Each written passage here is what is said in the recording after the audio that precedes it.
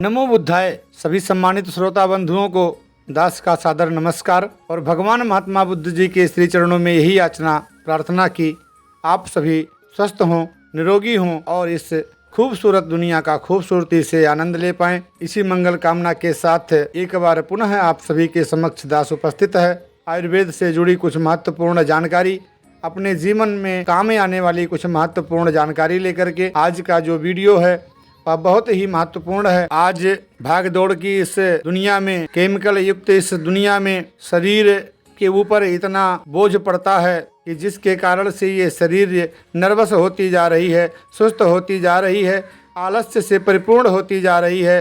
तो आज इसी बात को हम जानेंगे कि आलस्य क्या है, आलस्य क्यों होता है और शरीर में हर किसी के, बच्चे से लेके बूढ़े तक, कोई भी ऐसा व्यक्ति नहीं है, इंसान नहीं है जिसके शरीर में किसी ना किसी प्रकार का दर्द ना हो। तो इसका भी आज जानने का प्रयास करेंगे और इसका उपाय भी बताएंगे कि आखिर शरीर में दर्द क्यों होता है।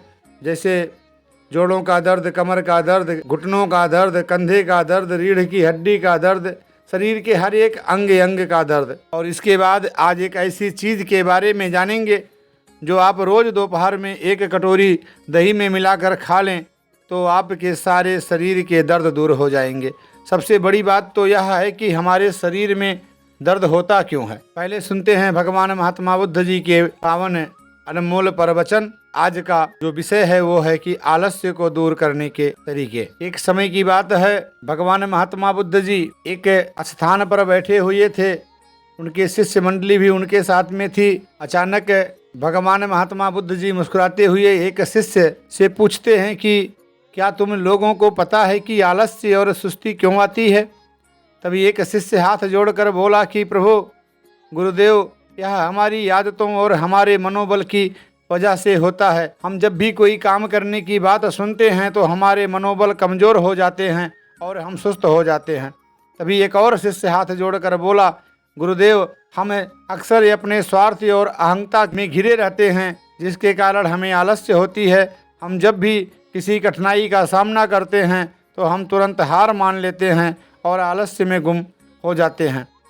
शिष्यों की बात सुनकर भगवान महात्मा बुद्ध जी मंद मंद मुस्कुराते हैं और कहते हैं कि आलस्य को हराने के लिए समर्पण, मेहनत और संगठनता की आवश्यकता होती है। जैसे हम अपने आप को स्थिरता और समर्पण में लाते हैं, हमें आलस्य को पार करके अपने लक्ष्य की ओर बढ़ सकते हैं, आलस्य को दूर कर सकते हैं। आलस्य का प्रमुख कारण मानसिक आलस्य होता है, जिसका मतलब होता है हमारे मन में उदासीनता। मानसिक आलस्य का सबसे बड़ा कारण होता है अज्ञानता और अज्ञातता।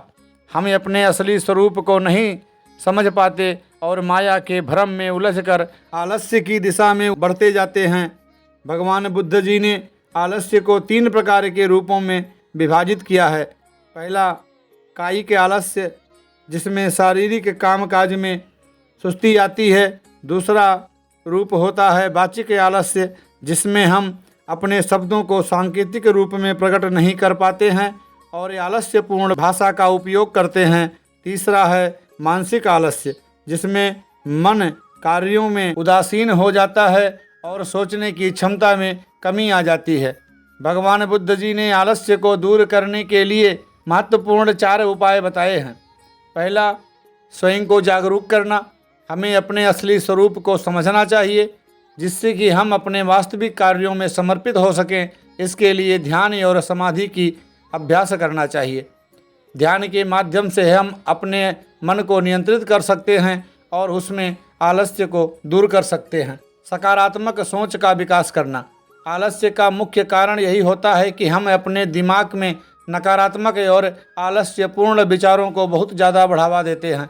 इसीलिए हमें सकारात्मक सोच को प्रोत्साहित करना चाहिए और नकारात्मक विचारों को दूर करने का प्रयास करना चाहिए। सक्रिय और नियमित जीवन शैली अपनाना। आलस्य का एक महत्वपूर्ण कारण होता है अनियमित और असंयमित जीवन शैली, जिससे कि हमारे शरीर और मन की क्षमता में कमी आती है। इसलिए हमें नियमित रूप से योग, आसन, प्राणायाम और मेधा शक्ति वर्धनी का उपयोग करना चाहिए।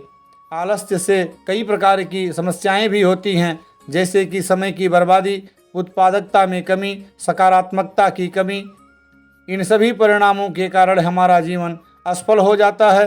अपने मन को प्रसन्न और जागरूक रखने की महत्वपूर्णता भी हमें अपने कर्मों में पूरी उम्मीद और समर्पण के साथ काम करना चाहिए, जिससे कि हमारे कार्यों में सफलता मिल सके। आलस्य का सबसे ज़्यादा प्रभाव हमारे व्यक्तिगत जीवन व व्यवसाय पर पड़ता है। भगवान महात्मा बुद्ध जी की इन उपदेशना को सुन करके सभी शिष्य जयकार करते हैं, महात्मा बुद्ध जी के चरणों में प्रणाम करते हैं। हम सभी इस भगवान महात्मा बुद्ध जी के दुर्लभ प्रवचन से अपने जीवन को निखार सकते हैं और अपने आलस्य को दूर करने का प्रयास कर सकते हैं। अब जानते हैं वह आज की सबसे बड़ी समस्या, हमारे शरीर में कहीं ना कहीं दर्द का होना। गठिया, बाह्य बतास, जोड़ों का दर्द होता रहता है। आयुर्वेद के अनुसार शरीर में दर्द का होना, इसका एक मुख्य कारण होता है कि आपके शरीर में आपका वात दोष बिगड़ गया है या आपको वात रोग हो गया है। वात रोग के कारण ही शरीर में अलग अलग जगह पर दर्द होता है। गठिया आर्थराइटिस क्या है, इसके होने के क्या कारण हैं, पहले यही जानना सबसे ज़रूरी है। हड्डियों के जोड़ों में यूरिक एसिड जमा होने या फिर कैल्शियम की कमी होने पर उसमें सूजन, अकड़न आ जाती है। साथ ही जोड़ों में गांठ और कांटे चुभने जैसा महसूस होता है।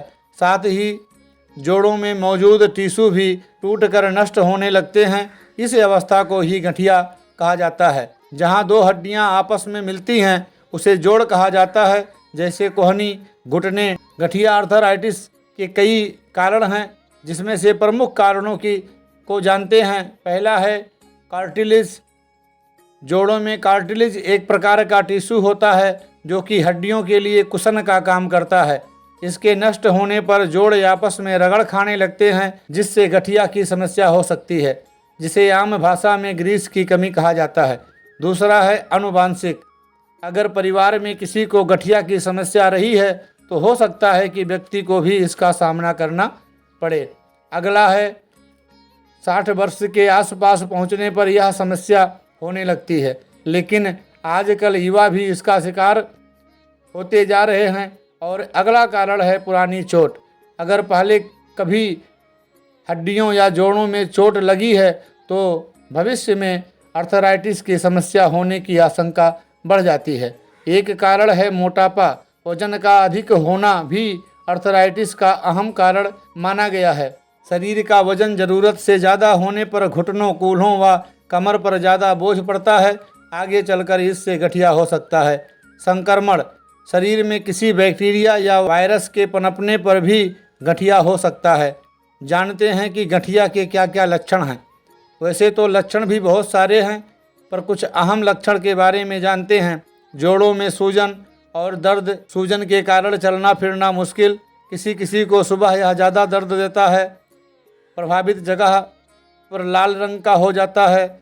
स्थान पर भारीपन महसूस होता है। जल्दी थकान होना और इम्यूनिटी सिस्टम का कमज़ोर होना। बार बार बुखार का आना। जोड़ों के आसपास गांठों का बनना। वजन कम होना। सांस लेने में तकलीफ होना। त्वचा पर रेशेज भी हो सकते हैं। बचने के उपाय। नियमित 8 से 10 घंटे की नींद लें। एक ही स्थिति में बैठें या खड़े रहने से बचें। ऐसी स्थिति में ना बैठें जिससे प्रभावित जोड़ों पर तनाव आए। विटामिन और मिनरल से भरपूर फल और सब्जियों का सेवन करें, खासकर विटामिन सी वाले पदार्थ जिसमें ज़्यादा पाए जाते हैं। ओमेगा 3 फैटी एसिड युक्त खाद्य पदार्थों को आहार में जगह दें, जैसे अलसी, सोयाबीन, कद्दू के बीज और अखरोट। इसके साथ ही सोयाबीन के ऑयल को भी आप उपयोग में ला सकते हैं। धूम्रपान और शराब। गठिया रोग में परहेज करना होता है। यह सारे बचाव के उपाय हैं, इसको आप अपना सकते हैं। अत्यधिक वसा युक्त खाद्य पदार्थ, कारण सिरप, मीठा सॉफ्ट ड्रिंक, फूड ड्रिंक्स और सेब के जूस गठिया की समस्या को बढ़ाता है, इसलिए इसे ना लेने की सलाह दी जाती है। इससे गठिया की समस्या बढ़ सकती है। गठिया के लिए विटामिन ई सबसे अच्छा विटामिन माना जाता है। नींबू गठिया में फ़ायदेमंद होता है। पानी पीने से गठिया में राहत मिल सकती है। आयुर्वेद के अनुसार गठिया रोग में दर्द वाले स्थान पे तेल लगा करके मसाज करना नुकसानदायक होता है। तेल अगर लगाते हैं तो लगा के छोड़ दीजिए, उसे मसाज नहीं करना है। इसमें सबसे ज़्यादा फ़ायदेमंद होता है पुलटिस बना करके, पोटली बना करके सेंक देना। आप रेत ले लीजिए, मिट्टी ले लीजिए, उसको कपड़े में बांध करके गर्म करके स्थान पर जहाँ पे दर्द होता है वहाँ पर सेंक देने से आपके दर्द में तत्काल राहत मिलता है और इसका नियमित प्रयोग करने से बहुत फ़ायदा मिलता है। अब आज जो हमने थंबनेल में लिखा है कि वह दही में 1 चुटकी डाल दीजिए, तो वह चीज़ है चूना। चूना में calcium, vitamin C, carbonate oxide, antioxidant व अन्य पोषक तत्व पाए जाते हैं। अब चूना फ़ायदा करता है बहुत सारे रोगों में। घुटने के दर्द को ठीक करता है, कमर दर्द, गठिया, बात जैसी समस्या से निजात दिलाता है, पीलिया रोग में सहायक, कंधे के दर्द से छुटकारा दिलाए, रीढ़ की हड्डी की समस्या को दूर करे, मुंह में ठंडा या गर्म पानी लगने की समस्या को दूर करे, मुंह के छालों को दूर करता है, शरीर में खून बढ़ाता है और दांतों को मजबूत बनाता है, हड्डियों को मजबूत बनाता है, रोग प्रतिरोधक क्षमता बढ़ाता है। तो इतने सारे फायदे हैं चूना के। अब इसका उपयोग कैसे करना है, तो इसका उपयोग आयुर्वेद में कई तरीके से बताया गया है। यहाँ पर हम आपको बता रहे हैं दही में इसका उपयोग करने के लिए। तो आपको 200 ग्राम दही लेनी है। अब दही जो है वो आप दूध लेकर के आइए, गाय का या भैंस का, तबेले से, और ये अपने घर पे उससे जमाइए। मिट्टी के बर्तन में सबसे बढ़िया होता है दही, और खाना कांच के बर्तन में। तो आप अपने घर पे दही जमाइए और उसी दही को 200 ग्राम दही लीजिए और उसके बाद से उसमें 1 ग्राम चूना। इसका प्रमाण ये है कि गेहूं के 1 दाने के बराबर, जो गेहूं का 1 दाना होता है अनाज जिसका हम रोटी बना के खाते हैं, तो उसी के 1 दाने के बराबर चूना लेना है और उसी को दही में डाल करके अपने दोपहर को 1 बार लेना है। इसे 3 महीने तक खाना है।